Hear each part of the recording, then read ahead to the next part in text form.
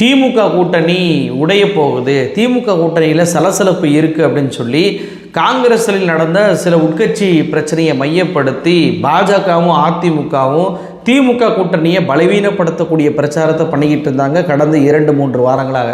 ஆனால் ஒரு பெரும் ட்விஸ்டாக பாருங்கள், இன்றைக்கி 2024 அதிமுக கூட்டணியில் இருந்த தேமுதிக அந்த கூட்டணியை உடைத்து கொண்டு திமுகவில் போய் இன்றைக்கி இணைஞ்சிருக்கிறாங்க. திமுக கூட்டணி உடையுன்னு பார்த்தா அதிமுக கூட்டணி என்பது உடைஞ்சிருக்கு. இத்தனைக்கும் ஈசா யோகா மையத்தில் எல் முருகன், ராஜ்நாத் சிங், வேலுமணி உள்ளிட்டவர்கள் பிரேமலதா கூட விடிய விடிய பேச்சுவார்த்தை நடத்தியும் கூட இன்றைக்கி கடைசி நேர டெஸ்ட்டாக அண்ணா அறிவாலயத்திற்கு பிரேமலதா அவர்கள் போய் முதலமைச்சர் ஸ்டாலின் அவர்களை சந்திச்சிருக்கிறார். இப்படியான சந்திப்பு நடந்ததற்கு மிக முக்கியமான காரணம் மோடி அமித்ஷாவுடைய அந்த அறிவிப்பு தான் அப்படின்னு சொல்லி நான் சொல்லியிருந்தேன். அது வேறு எதுவும் இல்லை, ராஜ்யசபா தேர்தல் தான். ராஜ்யசபா தேர்தலை பொறுத்த வரைக்கும் சட்டமன்ற தேர்தலுக்கு முன்னாடியே ராஜ்யசபாவை நடத்திட்டோம் அப்படின்னா நமக்கு 126 எம்பிக்கள் சப்போர்ட் என்பது 145ஆக மாறும் அப்படின்னு சொல்லி பாஜக ஒரு கணக்கு போடுறாங்க. அதன் அடிப்படையில் சட்டமன்ற தேர்தலுக்கு முன்னாடியே ராஜ்யசபா தேர்தல் என்பது அறிவிக்கப்பட்டுருச்சு. தமிழ்நாட்டை பொறுத்த வரைக்கும் 6 இடங்கள் காலி, திமுகவுக்கு 4, அதிமுகவுக்கு 2. ஆனால் மோடி அமித்ஷா அறிவித்த இந்த அறிவிப்பு என்பது பார்த்திங்கன்னா அதிமுகவுக்கு மிகப்பெரிய தலைவலியாக மாறிப்போச்சு. ஏன்னா தேமுதிகவை பொறுத்த வரைக்கும் கூட்டணியில் சேரணும் அப்படின்னா எங்களுக்கு ஒரு ராஜ்யசபா சீட்டை கொடுக்கணும் அப்படின்னு சொல்லி கேட்டுக்கிட்டு இருந்தாங்க. அப்போ ராஜ்யசபா சீட்டை இந்த முறை தேமுதிகவுக்கு நாங்கள் கொடுப்போம் அப்படின்னு சொல்லிட்டு ஏற்கனவே லெட்டர் பேட்லேயே எடப்பாடி பழனிசாமி அவர்கள் வெளியிட்டிருந்தார். அப்படி வெளியிட்டதுனால இப்போ சட்டமன்ற தேர்தலில் கூட்டணி வைங்க, அதுக்கப்புறம் ராஜ்யசபா சீட்டை தர்றேன் அப்படின்னு சொல்லி எடப்பாடி பழனிசாமி போட்ட டீலிங் என்பது இப்போ சுக்குநூறாக உடஞ்சி ராஜ்யசபா சீட்டில் எங்களை எம்பியாக அறிவிங்க, அதன் பின்பு கூட்டணி வைக்கிறோம், உறுதியை கொடுங்க அப்படின்னு சொல்லி கேட்டதுனால தான் இன்றைக்கி வேறு வழி இல்லாமல் தேமுதிக திமுகவை நோக்கி போயிருச்சு. ஏன் போச்சு? அதிமுகவை பொறுத்த வரைக்கும் அவங்களுக்கு 5 ராஜ்யசபா எம்பிக்கள் தான் இருக்கிறாங்க.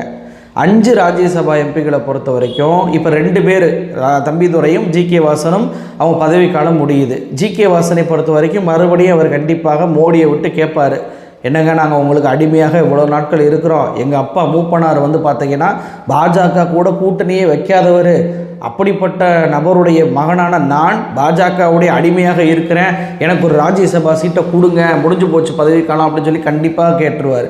அப்போ ஒரு சீட்டாவது அதிமுக போட்டியிடணும். தம்பிதுரை சீனியர் கண்டிப்பாக கேட்பார். அதையும் நம்ம தேமுதிக கொடுத்துட்டோம் அப்படின்னா டெல்லியில் நமக்கு பவர் இல்லாமல் போயிடும், நம்மளுடைய குரல்களை வலுவாக பதிவு பண்ண முடியாத ஒரு நிலைமை ஏற்பட்டோம்.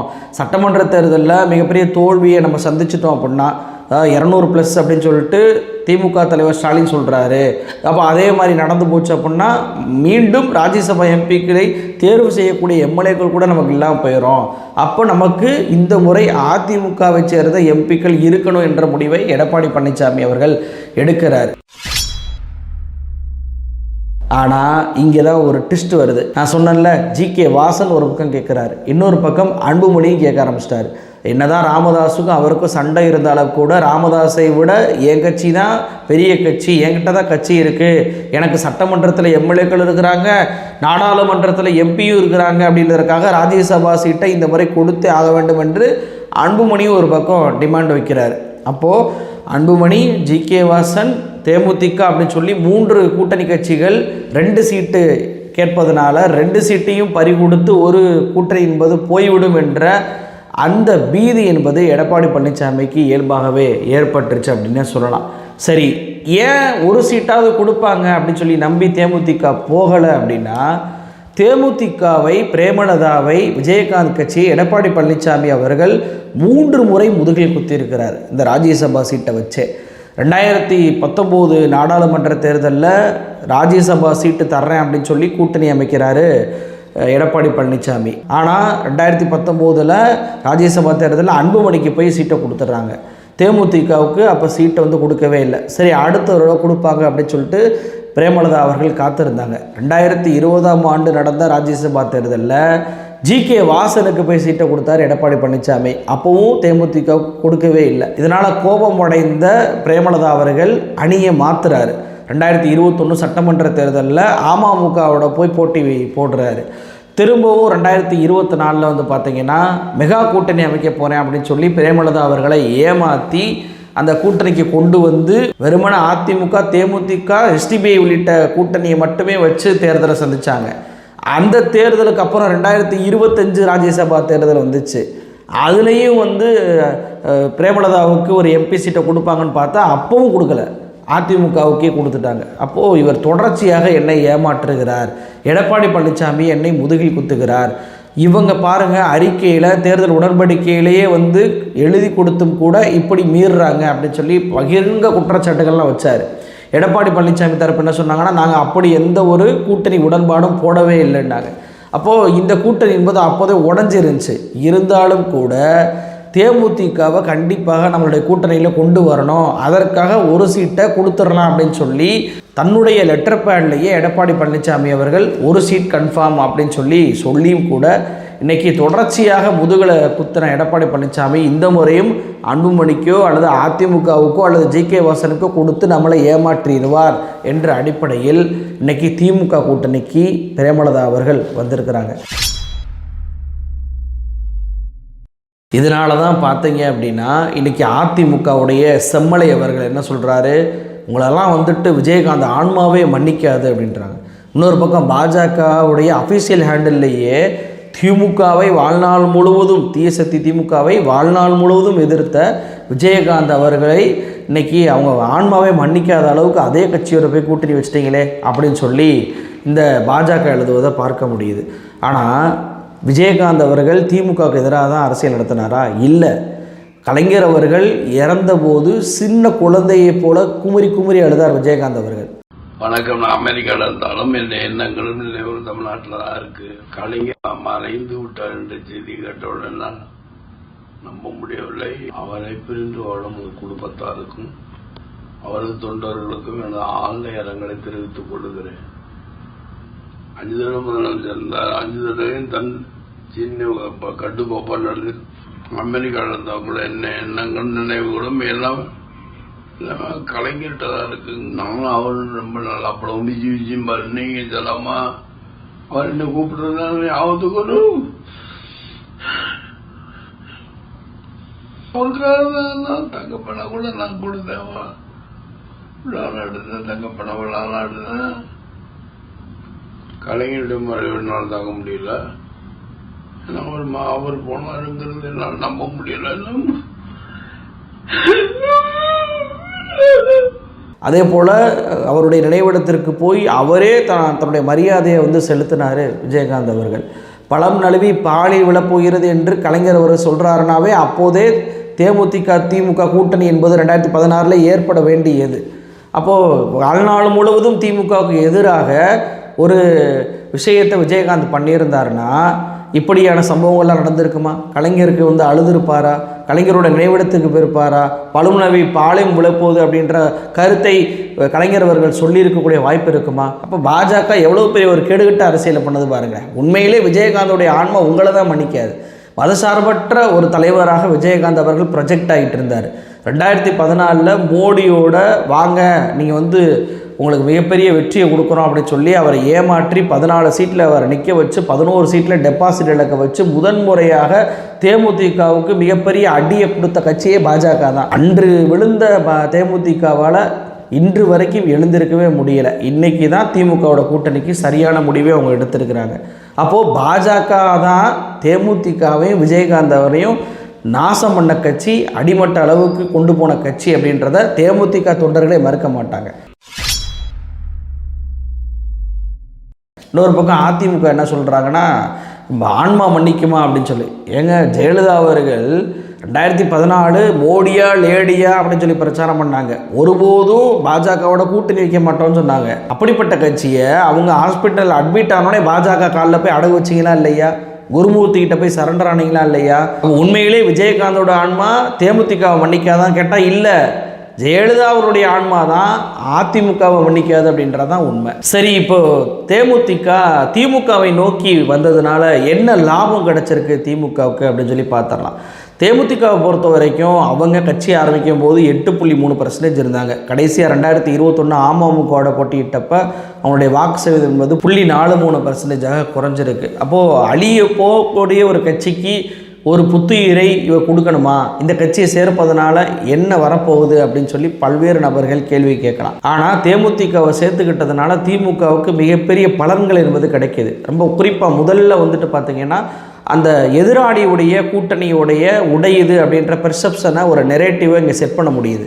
திமுக கூட்டணி சரியுதுன்னு சொல்லி பலகாலமாக பிரச்சாரம் பண்ண அந்த இமேஜை மாற்றி எதிர்கட்சியுடைய கூட்டணி உடஞ்சி போச்சு, தேமுதிக வந்து சேர்ந்துருச்சு, பலம் வாய்ந்த கட்சி சேர்ந்துருச்சு அப்படின்ற ஒரு நெரேட்டிவ் இப்போ உருவாயிருச்சா இல்லையா? தேமுதிக என்பது இந்த வட மாவட்டங்களில் தருமபுரி, சேலம், அதே போல் குங்கு மண்டலத்தில் சில பகுதிகளில், விருதாச்சலத்தில், ரிஷிவேந்தியத்தில், அதே போல் தென் மாவட்டங்களில் இப்படி பல்வேறு தொகுதிகளில் குறைஞ்சபட்சம் ஒரு 10,000 ஓட்டு 5,000 ஓட்டு வைத்திருக்கக்கூடிய ஒரு கட்சி. சென்ற முறை திமுக பார்த்திங்கன்னா 39 சீட்டில் வந்துட்டு 5,000 ஓட்டுக்கு கம்மியாக வந்து ஜெயித்தாங்க. அதே போல் 17 தொகுதியில் 5,000 ஓட்டுக்கு குறைவாக தோற்றும் போனாங்க. அப்போ இந்த 5,000 அப்படின்ற கணக்கை வந்து தேமுதிக கண்டிப்பாக டேலி பண்ணும். ஏன்னா தேர்தலை பொறுத்த வரைக்கும் ஒரு ஓட்டு என்பது ரொம்ப முக்கியம். அது போக இப்போ பாமக வந்தால் நான் சேர மாட்டேன் அப்படின்னு சொல்லி திருமாவளவன் அவர்கள் சொல்லியிருக்கிறாரு. அப்போ பாமக வராமல் விடுதலை சிறுத்தைகளோடு வச்சுக்கிட்டே வன்னியர் சமூகத்துடைய வாக்குகளை வாங்கணும் அப்படின்னா அதுக்கு தேமுதிக கண்டிப்பாக உதவும். ஒருவேளை வன்னியர் சமூகம் போடவில்லை என்றாலும் வன்னியர் அல்லாத பிற சமூக வாக்குகளை தேமுதிக மூலமாக பெற்றுவிட முடியும் அப்படின்னு சொல்லி ஒரு கணக்கு என்பது, தேர்தல் கணக்கு என்பது போடப்படுது. அப்போ விசிகாவும் பாமகவும் சேருவதை காட்டிலும் விசிகாவும் தேமுதிகவும் சேருவது என்பது வட தமிழ்நாட்டில் மிகப்பெரிய ஒரு பலத்தை வந்து திமுகவுக்கு கண்டிப்பாக கொடுக்க தான் செய்யும்.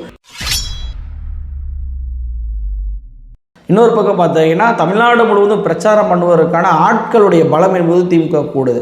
ஏற்கனவே கமலஹாசன் வந்து சேர்ந்தது பார்த்திங்கன்னா அது மிகப்பெரிய பலத்தை கொடுத்துருக்கு. 2024 தேர்தலில் மிகப்பெரிய அளவுக்கு தமிழ்நாடு முழுவதும் அவர் வந்து பிரச்சாரம் பண்ணார். இப்போ 2026 தேர்தலையும் தமிழ்நாடு முழுவதும் அவர் பிரச்சாரம் பண்ணுவார். ஏன்னா அவர் ராஜ்யசபா எம்பியாக மாறிட்டார். இப்போது ராஜ்யசபா எம்பி என்பது திமுக கண்டிப்பாக தேமுதிக கொடுக்கும். ஏன்னா இப்படி தேமுதிக கொடுப்பதனால 2 வகையில் நன்மை இருக்குது. ஒன்று, தேமுதிகவோட கூட்டணியில் சேர்த்ததுனாலையும் தேமுதிகவுக்கு ராஜ்யசபா எம்பி கொடுத்ததுனாலே காங்கிரஸுக்கு ஒரு செக் வச்சுட்டாங்க. ஏன்னா காங்கிரஸை பொறுத்த வரைக்கும் ஆட்சியில் அதிகாரத்தில் பங்கு கேட்டாங்க, ராஜ்யசபா சீட்டு ஒன்று கேட்டாங்க.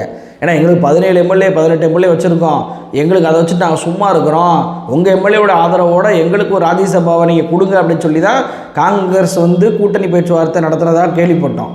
அப்போ அந்த ராஜ்யசபா சீட்டை இனி காங்கிரஸால் கேட்க முடியாது, ஏன்னா தேமுதிகவுக்கு போயிருச்சு. அப்போ தேமுதிக கண்டிப்பாக 6-7 சீட்டாவது கேட்கும். அப்படி ஒதுக்கும் போது காங்கிரஸ் எனக்கு 40 சீட்டு கொடுக்கணும் 50 சீட்டு கொடுக்கணும்னு சொல்லி கேட்கவும் முடியாது. அப்போ அதே 25 சீட்டில் தான் போட்டியிடக்கூடிய நிலைமை அல்லது அதை விட குறைவான சீட்டில் போட்டியிடக்கூடிய நிலைமை என்பது காங்கிரஸுக்கு வந்து ஏற்பட்டுரும். அப்போ காங்கிரஸ் இங்கே ஏற்கனவே வந்துட்டு ஆட்சியின் பங்கு கேட்டு திமுகவோட மோதல் போக்கு நடத்தினதில் தேமுதிக வருகையை சேர்த்ததன் மூலமாக நீ இல்லாமையே பலமான கூட்டணியெல்லாம் சேர்க்க முடியும், நீ வர்றியா இல்லையா அப்படின்ற செக்மேட்டை வச்சுட்டாரு ஸ்டாலின் அவர்கள். இப்போ காங்கிரஸ் வந்து கெஞ்சிக்கிட்டு இருக்கு, எங்களுக்கு வந்து கூட்டணியில் சேர்த்துக்கோங்க, பேச்சுவார்த்தைக்கு கூப்பிடுங்க அப்படின்னு சொல்லி கெஞ்சக்கூடிய நிலைமைக்கு கொண்டு வந்துட்டார் முதலமைச்சர். கேசி வேணுகோபால்லாம் வந்துட்டு தமிழ்நாட்டுக்கு வந்தபோதும் கூட அவரை வந்து முதலமைச்சர் சந்திக்கவே இல்லை. அப்போது இவ்வளவு தூரத்திற்கு காங்கிரஸுக்கு ஒரு செக்மேட்டை இந்த தேமுதிக கூட்டணி என்பது உருவாக்கியிருக்கு. இன்னொரு பக்கம் பார்த்தீங்கன்னா நான் சொன்னேன்ல பிரச்சாரம் அப்படின்றது, ராஜ்யசபா சீட்டில் ஒருவேளை விஜயகாந்தோடைய மகன் போகிறாரோ அல்லது விஜயகாந்தோடைய மனைவி போகிறாங்களோ வச்சுக்கோங்களேன், இந்த 2 பேருமே தேர்தல் பிரச்சாரம் தமிழ்நாடு முழுவதும் பண்ணுவதற்கான வாய்ப்பு இருக்குது. குறிப்பாக பிரேமலதா அவர்கள் வந்துட்டு பெண்களுக்கான ஓட்டை கவரக்கூடிய வகையில் முதலமைச்சர் செஞ்ச அந்த திட்டங்களை எல்லாம் அடுக்கி பேசக்கூடிய வாய்ப்பு என்பது தேமுதிக கிடைக்கும். வட தமிழ்நாட்டில் வந்து பார்த்திங்கன்னா அன்புமணியுடைய மனைவி சௌமியா அன்புமணியை இறக்கிட்டு திமுகவுக்கு எதிராக அங்கே பிரச்சாரம் பண்ணிக்கிட்டு இருக்கிறாங்க. அப்போ அதை டேக்கிள் பண்ணுவதற்கு பிரேமலதா அவர்கள் அங்கே இறக்கி விட்டு அங்கே பாமகவுக்கு ஒரு டஃப் ஃபைட்டை பாமகவை வீழ்ச்சி அடைவதற்கான வேலையை திமுக கண்டிப்பாக பண்ண தான் போகுது. அப்போது பிரச்சாரம் பண்ணுவதற்கான ஆள்பலமும் இங்கே கூடுது. அப்போது தொகுதிக்கு 5000 ஓட்டு அப்படின்றது கிடைக்கிது. அதிமுக கூட்டணி வந்து உடைச்சோம் அப்படின்ற நெரேட்டிவ் இங்கே செட் ஆகுது. பிரச்சாரத்திற்கு அதிகமான ஸ்டார் வேட்பாளர்கள் கிடைக்கிறாங்க. காங்கிரஸ் கட்சிக்கும் ஒரு செக்மேட்டை வைத்திருக்கிறார் முதலமைச்சர். ஆக மொத்தத்தில் பார்த்தீங்கன்னா திமுகவுக்கு வந்த அந்த விஷயம் என்பது தேமுதிகவுக்கு தான் நன்மை. ஒரு கட்சி 10 வருஷமாக எந்த தேர்தலையுமே ஜெயிக்காமல் தோல்வியே சந்திச்சுக்கிட்டு இருந்த நேரத்தில் இப்போ அந்த கட்சியை வந்து மீண்டும் ஒரு உயிரை கொடுத்து மீட்டெடுத்திருக்கிறார் பிரேமலதா அப்படின்னு தான் சொல்லலாம். அப்படி ஒரு வாய்ப்பை கொடுத்திருக்கிறார் முதலமைச்சர் அப்படின்றது தான் என்னுடைய பார்வை. அப்போ தேமுதிக இது கண்டிப்பாக இந்த சான்ஸை பயன்படுத்தி மீண்டும் சட்டமன்றத்தில் அந்த கட்சியுடைய வருகையை பதிவு பண்ண தான் போகிறாங்க. இது காங்கிரஸ் கட்சிக்கு எத்தகைய ஒரு நெருக்கடியை கொடுக்க போகிறது, அதிமுகவுக்கு தேர்தலில் எப்படி பலவீனத்தை ஏற்படுத்த போகிறது, 200+ சீட் என்பது எளிமையான ஒரு நடைமுறையை திமுகவுக்கு ஏற்படுத்தி கொடுத்துருச்சா அப்படின்றத வருங்காலத்தில் பார்க்கலாம். நன்றி.